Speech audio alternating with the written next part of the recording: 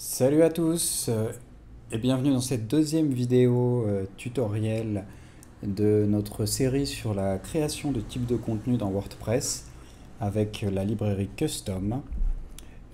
Aujourd'hui ma voix est un petit peu plus audible. La première vidéo était un peu compliquée à entendre. J'espère que celle-là est un peu plus pratique, un peu plus facile à entendre.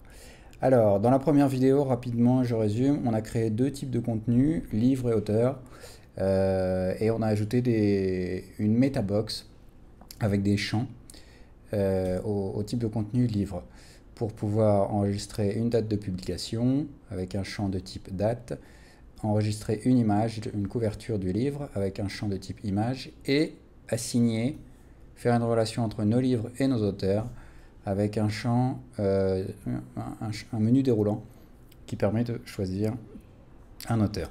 Alors, dans cette vidéo, je vais vous montrer, on va aborder l'affichage de ces données. Pour le moment, on enregistre nos informations dans la base de données. Si je modifie ici le 16, c'est bien enregistré, ça s'affiche ici. Sauf que si j'affiche, si j'actualise, si je regarde la page de ce livre, pour l'instant, notre thème n'affiche que le nom et que le contenu.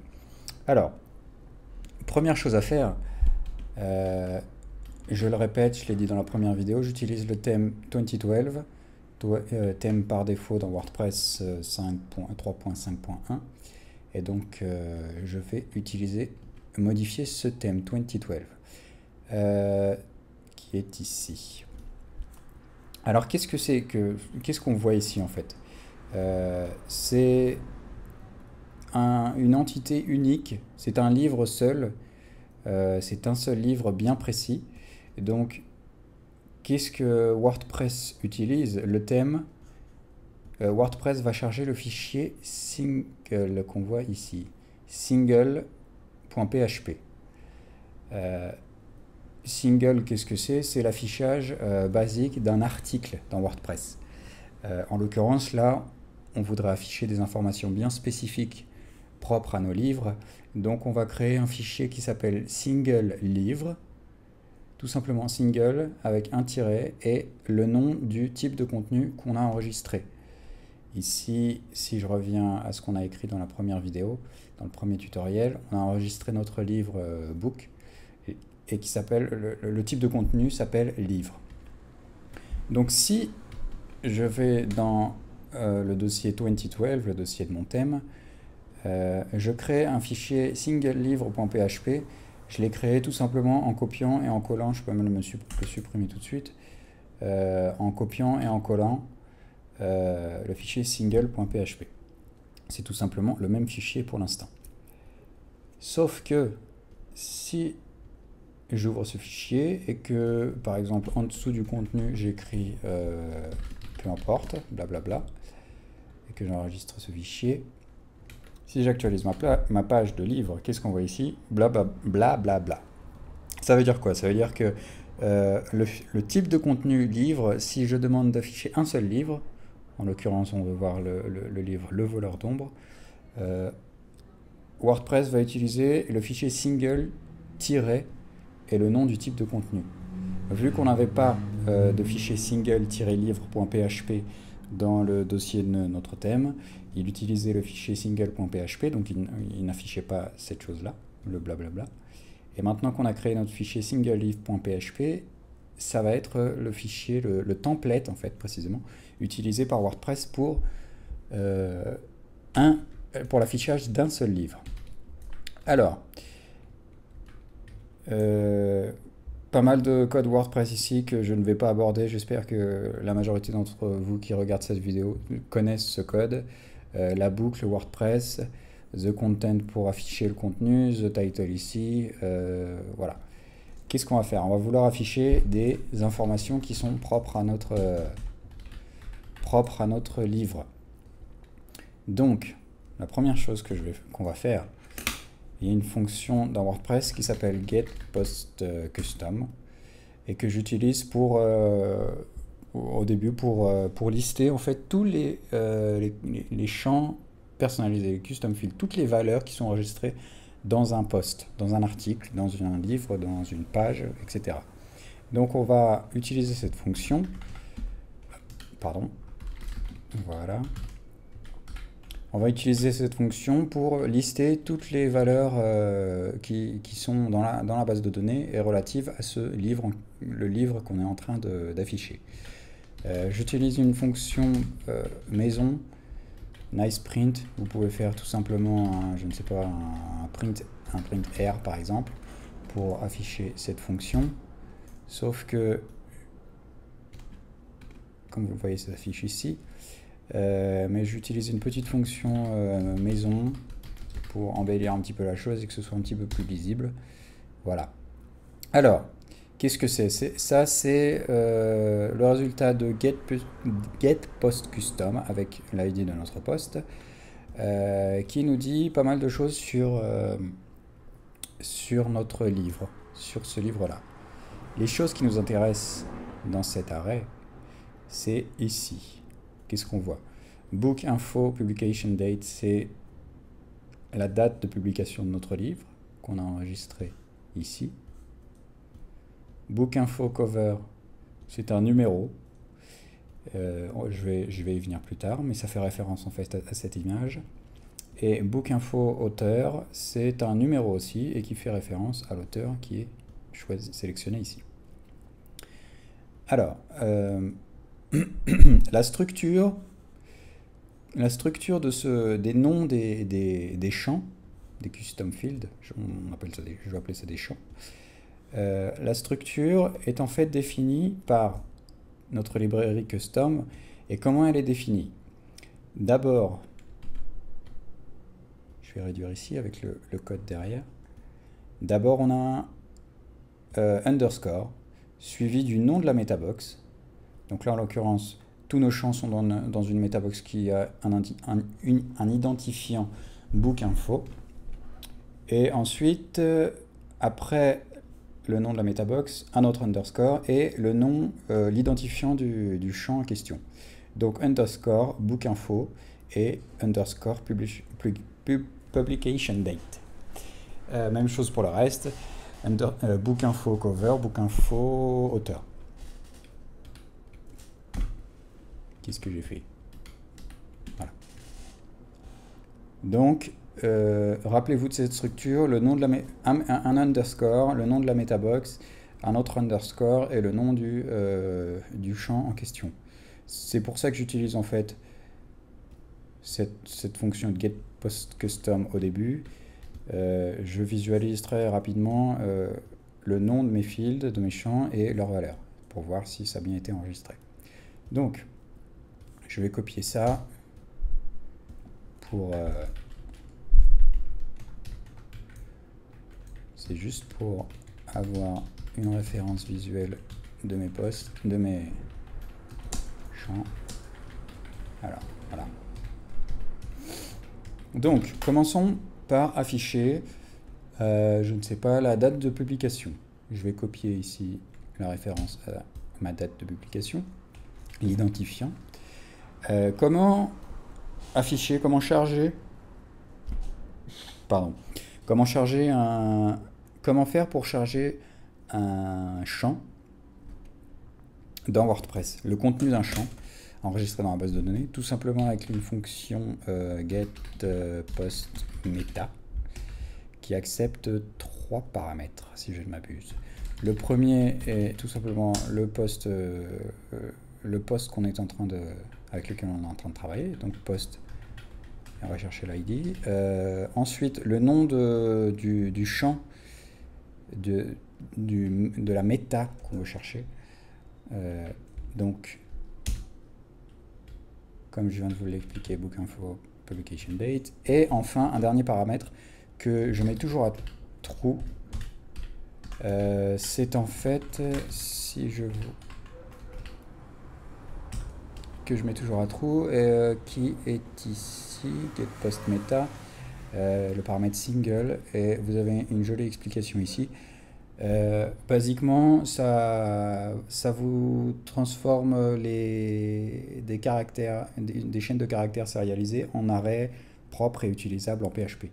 Donc je mets toujours ça à true, et comme ça, si les valeurs enregistrées sont des arrêts, des tableaux, vous pouvez faire ce que vous voulez avec ces arrêts. Voilà, donc get post meta, l'ID du poste, la méta en question, le nom du champ, et si vous voulez des arrêts propres, je mets toujours true de toute façon. Donc ça nous retourne une valeur que je vais afficher tout simplement avec, je ne sais pas moi, ouais, non, si, avec echo. Et en HTML, on va faire un truc très simple. Je crois qu'il y a une classe. Voilà, entry meta. Voyons voir. Si j'actualise ici, c'est magnifique. On a notre date ici. Je vais juste rajouter publier le. Nickel, publier le 16 juin 2012.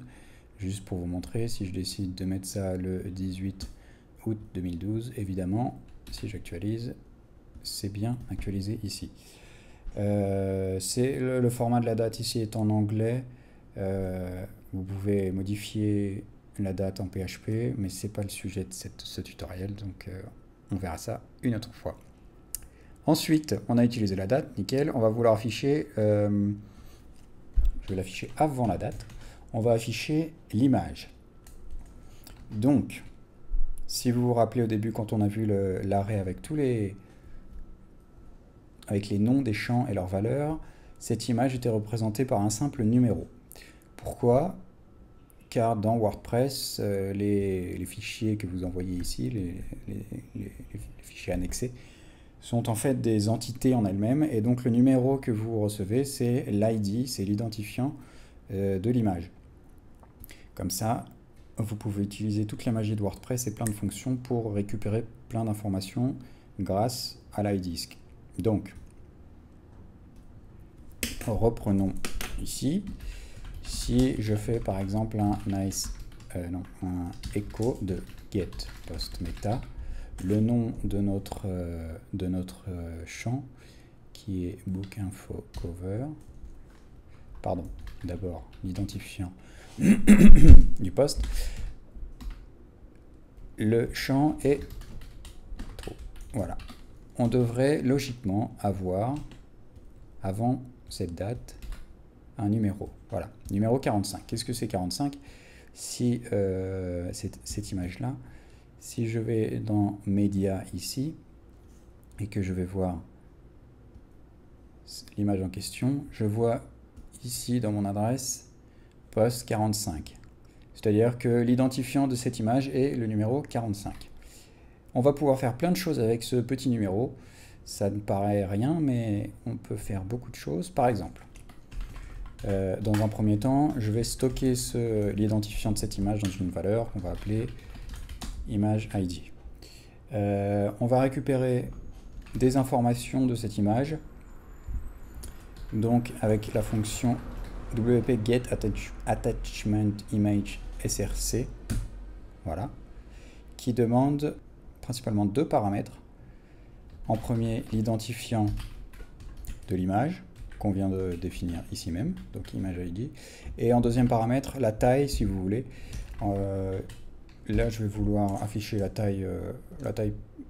pleine taille, la 100% de l'image, donc je mets full pour avoir l'image à 100%. Si j'actualise, évidemment, il ne se passe rien, car je ne fais que définir des variables. Mais si je fais un nice print de mon image, qu'est-ce qu'on a? On a une array avec quatre clés, pardon, et donc 4 valeurs. La première, c'est la source, l'URL de mon image. La seconde, c'est, on ne va pas s'en servir, mais juste pour votre information, ça c'est la largeur en pixels de mon image, à la taille que j'ai demandé, donc full, et ici, la hauteur. Donc, la source de mon image, l'adresse à laquelle l'image est enregistrée, c'est dans la clé, la première, c'est la première information dans ma variable. Et ensuite, il suffit tout simplement d'utiliser cette variable et d'afficher ce qu'on veut. Donc, image src, il y aura la source de mon image et un titre, par exemple. Non, pas un titre, on va mettre alt. Voilà. Donc, on écho l'image src qu'on vient de trouver. Et ici,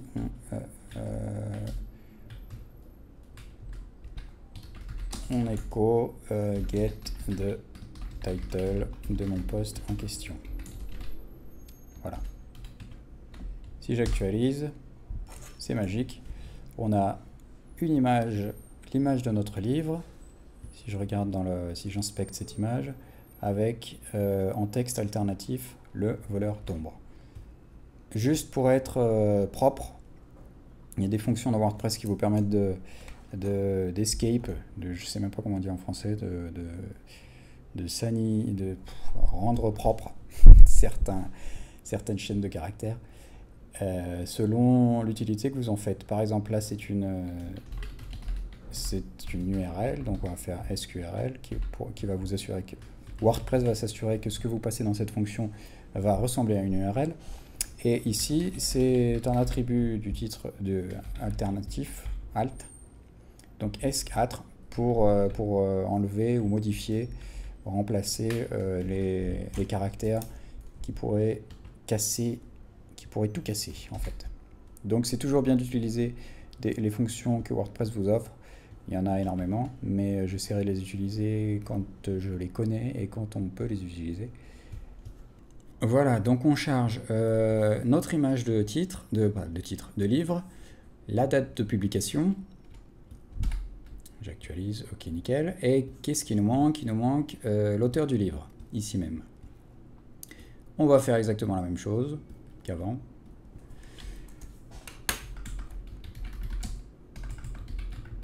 C'est-à-dire utiliser getPostMeta avec cette fois la référence à notre champ d'auteur qui est ici. Ça, je peux désormais supprimer. J'ai copié, voilà. On stocke notre auteur dans une variable. On va juste afficher joliment cette variable pour voir ce qu'on a. Alors, si j'actualise ici, on a le numéro 58. C'est exactement la même logique qu'avec cette image ici, c'est-à-dire que au lieu de nous donner le nom de l'auteur ou de nous donner le nom de l'auteur qui est défini ici, WordPress nous donne, enfin la librairie custom nous donne l'identifiant. Et avec cet identifiant, on va pouvoir faire plein de choses. Si je vais ici dans auteur et que je regarde Antoine de Saint-Exupéry, je vois ici dans l'adresse là-haut, post 58. Donc, on sait déjà que c'est le bon poste. Ça m'énerve. À chaque fois, il fait ça. Voilà. Donc, on ne veut pas le numéro 58, mais on voudrait des informations sur Antoine de Saint-Exupéry. Bon, déjà, on a l'identifiant de notre auteur. Qu'est-ce qu'on va faire avec cet identifiant de notre auteur? Tout simplement, utiliser la fonction getPost qui va charger les informations d'un unique poste. Donc, en l'occurrence, auteur ID. Voilà. Et on va stocker ça dans une variable data. Et on va l'afficher.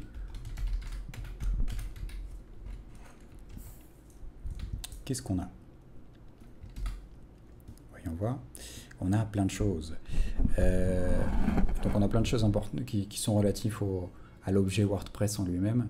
Si je vais dans auteur, Antoine de Saint-Exupéry, et que je copie un texte quelconque et que je colle ici,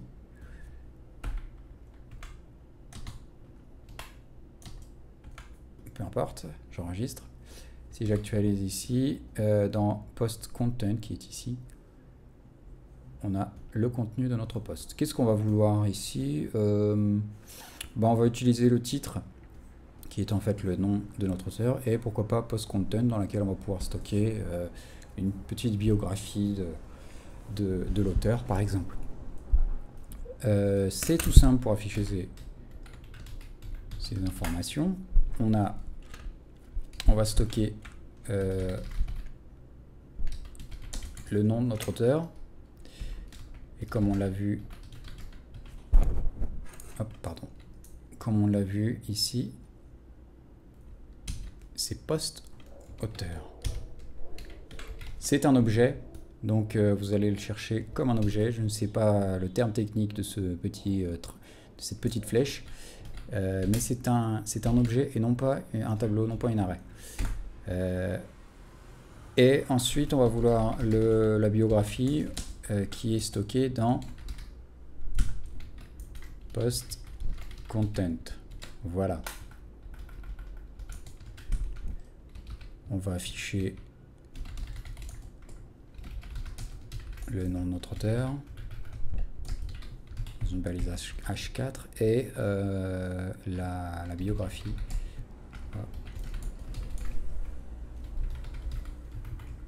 de notre auteur ici même.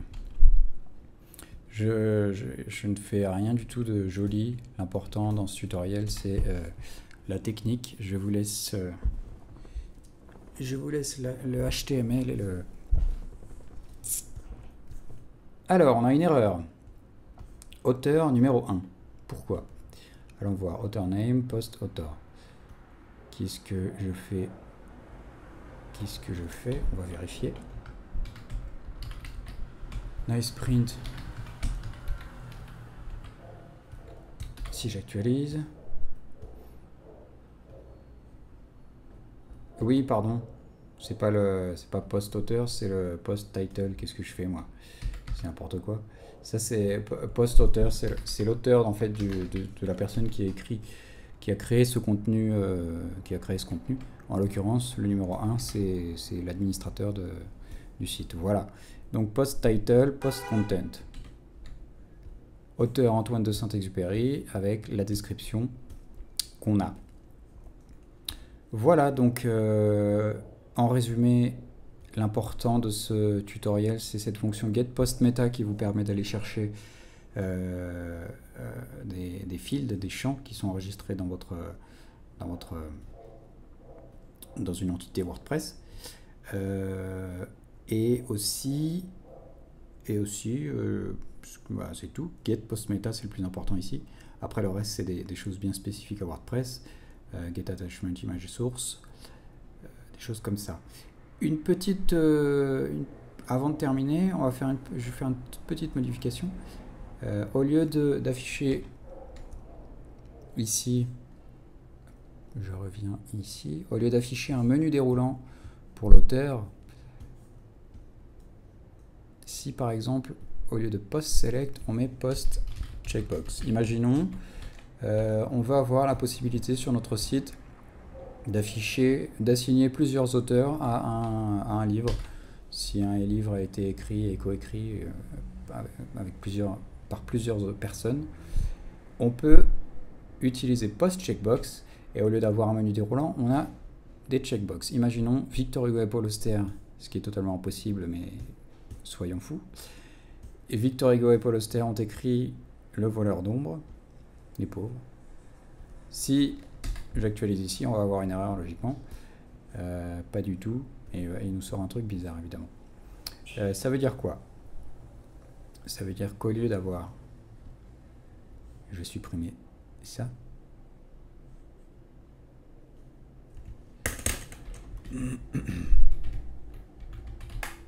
C'est-à-dire qu'au lieu d'avoir un seul auteur, on en a plusieurs désormais.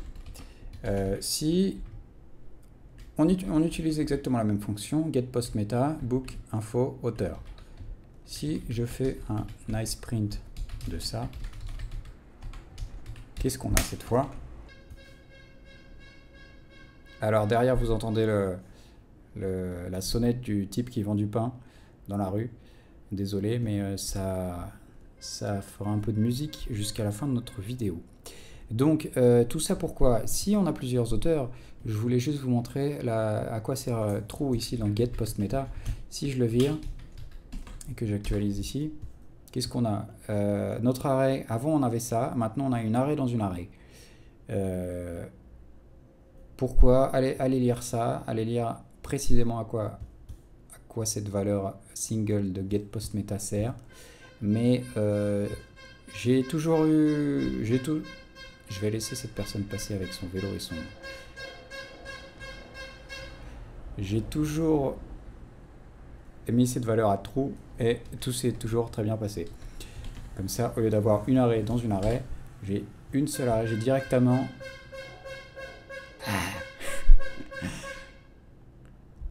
Il est en bas de chez moi, il va passer. Il est en train de s'en aller. Donc au lieu d'avoir une arrêt dans une arrêt, si je mets ce paramètre à true, j'ai directement l'arrêt avec laquelle je veux travailler.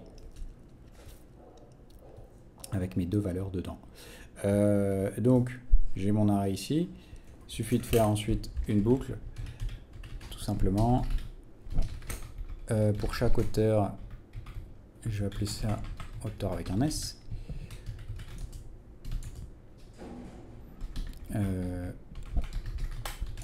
Et qu'est-ce qu'on va faire? On va faire exactement la même logique qu'on avait avant, c'est-à-dire get post auteur. J'ai tout cassé.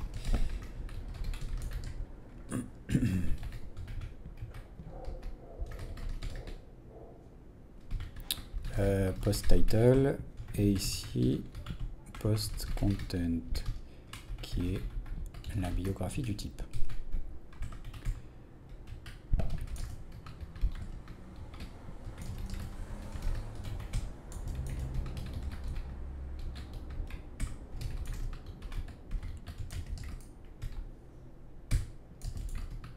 Voilà.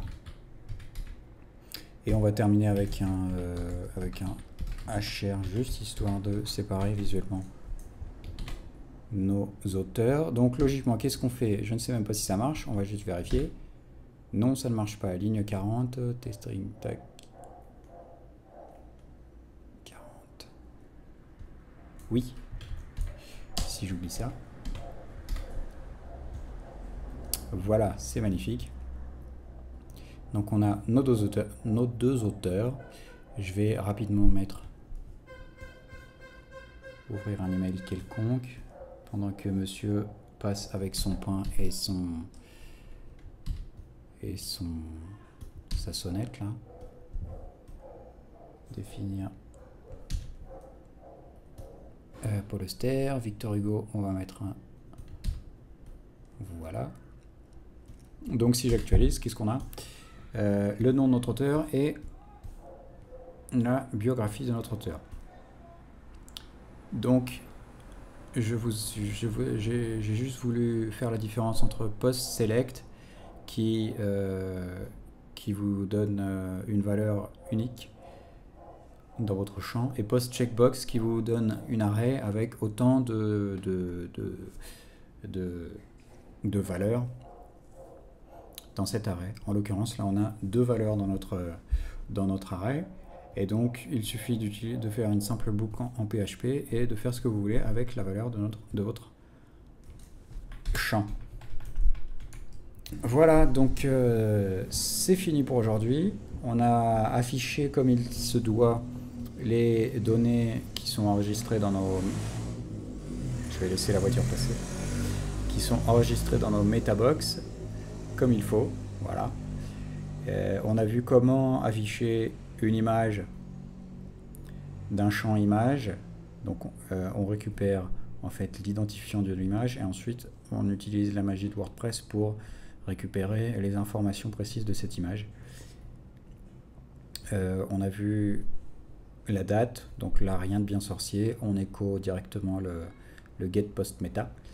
Et on a vu, on a fait une boucle sur une array qui contient plusieurs auteurs.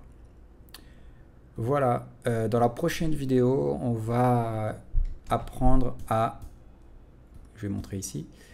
On va essayer d'embellir un petit peu cette page ici. Pour l'instant, il n'y a que le titre et la date. On va ajouter des colonnes avec par exemple la date de publication et une petite miniature de, comment ça s'appelle, de la couverture du livre. Ce sera dans la prochaine vidéo. Merci à vous, n'hésitez pas à laisser des commentaires et à la prochaine.